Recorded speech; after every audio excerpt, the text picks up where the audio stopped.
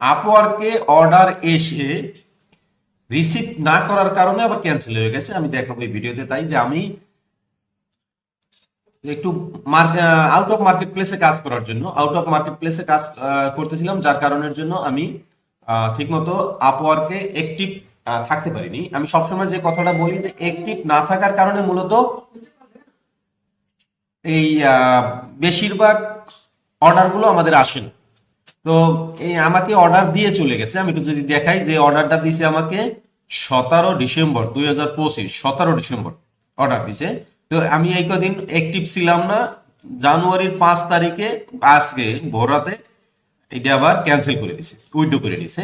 তো আমি না থাক পরে আমি টের পাইছি, দেখেন এই যে জানুয়ারির 5 তারিখ আজকে আজকে আমি দেখছি যে আমার এই অ্যাকাউন্ট এইটা অর্ডারটা দিয়ে আবার নিয়ে গেছে। বেশিরভাগ ক্ষেত্রে এরকমই হয় যে আমরা অর্ডার পাই না বিধায় নন অ্যাক্টিভ হয়ে যাই বা অনলাইনে থাকি না অধৈর্য হইয়া, এবং এরপরে অর্ডার চলে আসে। এরকম বেশিরভাগই হয়, আমারও কয়েকটা হয়েছে, আমরা তখন রিসিভ করতে পারি না। তো সবাইকে আমি অনুরোধ করবো সবসময়ের জন্য অ্যাক্টিভ থাকার জন্য।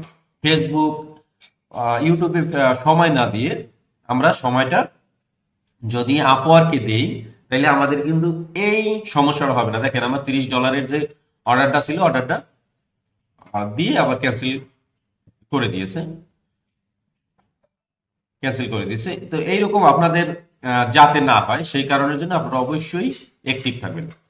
তো আমি একটা মেসেজ দিয়ে রেখেছি, sorry I will sick and could not be online. আমি অসুস্থ ছিলাম, এই জন্য অনলাইনে থাকতে পারিনি। আমাকে পুনরায় অর্ডার দেওয়ার জন্য, রি অর্ডার করার জন্য, দেখি কি রেজাল্ট আসে। ধন্যবাদ সবাইকে।